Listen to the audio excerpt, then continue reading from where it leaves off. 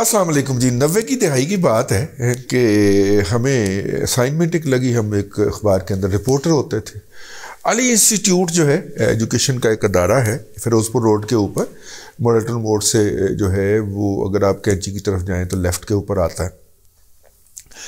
ये जो हैं हमारे अपना क्या नाम है पैकेजेस वाले हैं, सैयद मुरातब अली फैमिली ने वो एज ए सोशल कंट्रीब्यूशन उसको डेवलप किया। वहाँ पे ट्रेनिंग के कोर्सेज बहुत होते हैं, बहुत बड़ा हॉल है जी उसका। वहाँ पे एक स्पीकर साहब लगे हुए थे।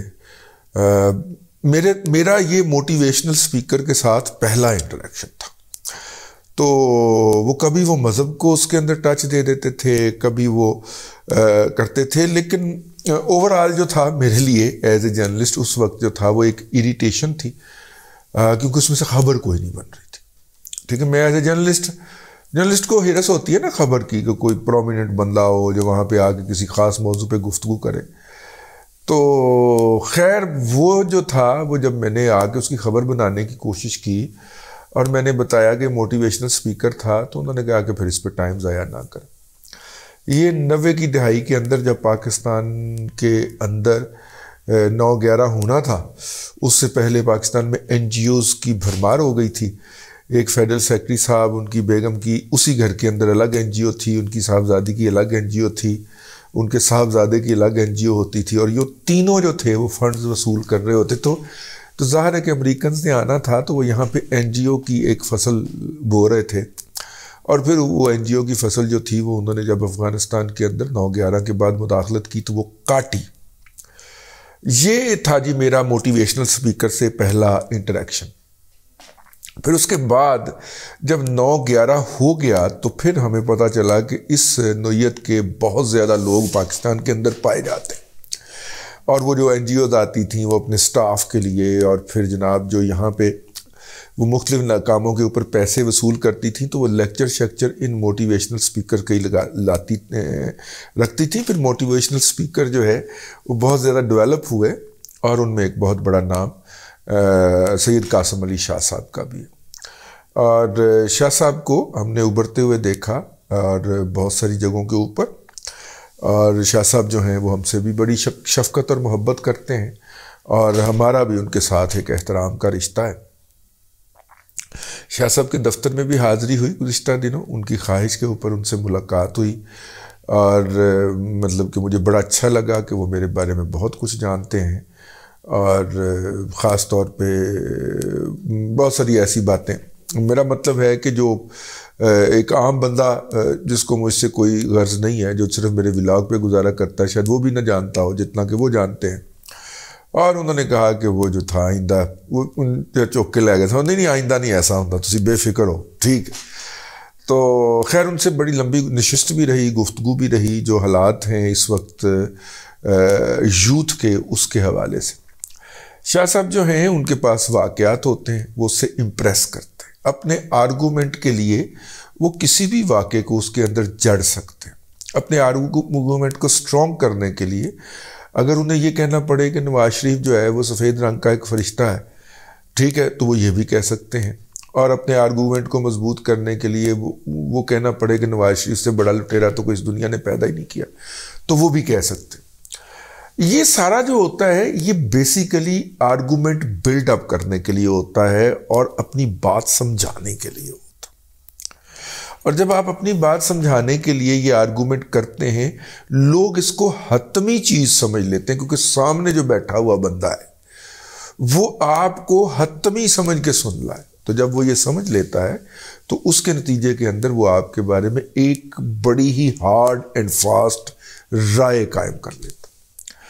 अब ज़ाहिर है मोटिवेशनल स्पीकर तो ये समझता है ना कि जब उसने बात की है तो वो उसके आर्गूमेंट को देखा जाएगा। लोग उनकी आर्गूमेंट को नहीं देखते, ठीक है, लोग उनकी बातों को और बातों में वो जो इन्फॉर्मेशन होती है जो फॉर द आर्गूमेंट सेक होती है उसकी वजह से देखते।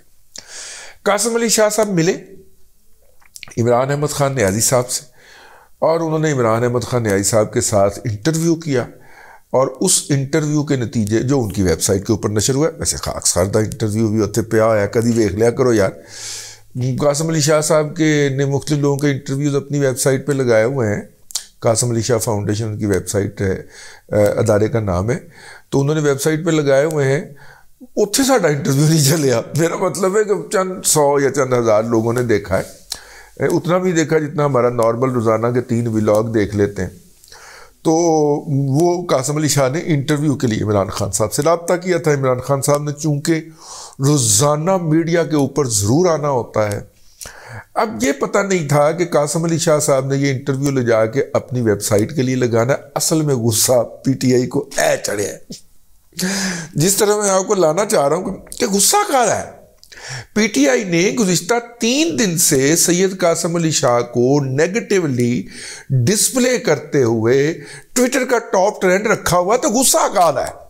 ٹھیک ہے, قاسم علی شاہ صاحب جو ہیں وہ بے ضرر آدمی ہیں, وہ کنٹروورسی افورڈ نہیں کر سکتے, لیکن ساتھ میں وہ اپنے آرگومنٹ کا ساتھ بھی نہیں چھوڑ سکتے. اس کے ساتھ وہ کھڑے ہیں, جو بات انہوں نے کہی ہے, اور ان کے لیے کوئی اچھا نہیں ہے, کوئی برا نہیں ہے. وہ جس کے جو عمل اچھا لگے گا اسے اچھا کہہ دیں گے, جو بات بری لگے گی اسے بری کہہ دیں گے, اور اپنے قائل کرنے کے لیے, بچے کو موٹیویٹ کرنے کے لیے انہیں جو دلیل درکار ہے وہ اس کو لے کے آگے چلیں گے. شاہ صاحب کے بارے میں یہ سمجھ لینا کہ وہ جو ہیں وہ مولوی طارق جمیل ہو جائیں گے, دس از رانگ. مطلب دس از رانگ. دیکھیں, مولوی طارق جمیل صاحب کو لالچ تھا فالورز کا, سوشل میڈیائی فالورز کا, کہ اگر وہ عمران خان کی حمایت میں, عمران خان کی حمایت کرنے والی بہت ساری ایسی مخلوق سوشل میڈیا پہ پائی جاتی ہے جو محض اس وجہ سے عمران احمد خان نیازی کی حمایت کرتی ہے کہ اس کی چونکہ سوشل میڈیا کے اوپر پریزنس ہے, ہم اس کی لید کو گلاب جامن کہیں گے تو وہاں سے واہ واہ واہ واہ واہ واہ ہو جائے گا.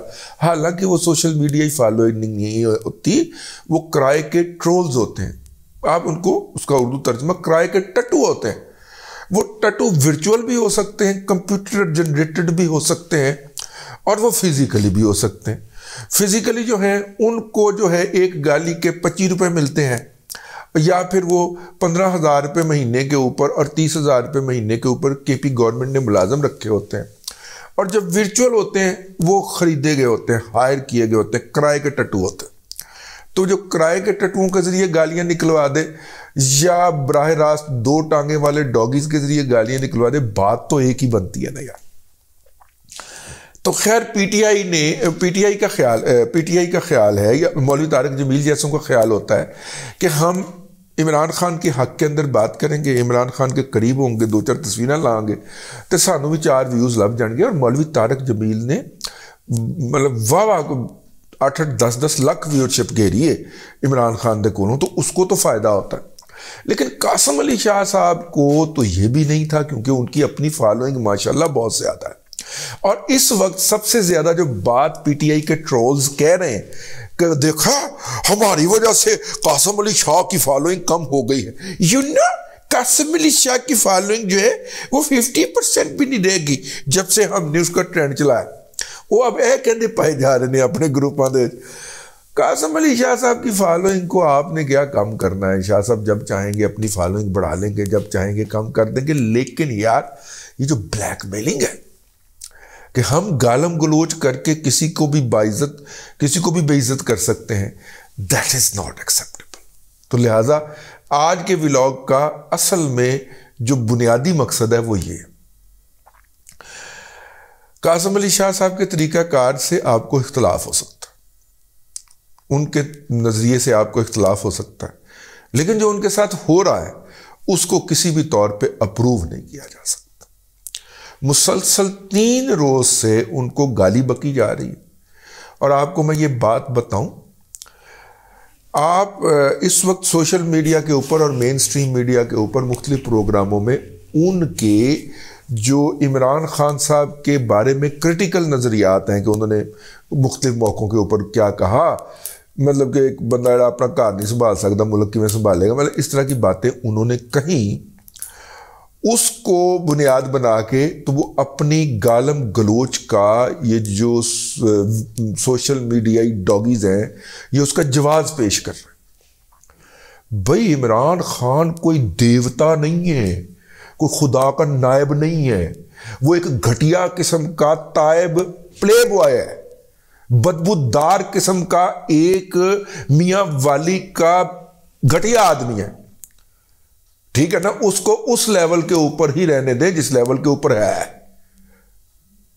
ٹھیک. اس کا مطلب وہ روزانہ 20 لاکھ روپیہ 50 لاکھ روپیہ 1 کروڑ روپیہ سوشل میڈیا پہ لگا سکتا ہے تو اس کو خدا بنا دے، ٹھیک ہے. کو خدا کا خوف کرو یار، تم نے بھی مرنا ہے، اس دنیا سے جانا ہے تم نے. یہ جتنے بھی مشوانی ششوانی لاڑے نے لالے کا فلانے تے ٹمکانے ہیں نا، انہوں نے بھی مرنا ہے. نوکری آخری چیز نہیں ہوتی، اور نہ ہی یہ دنیاوی سارا کچھ آخری ہوتا ہے.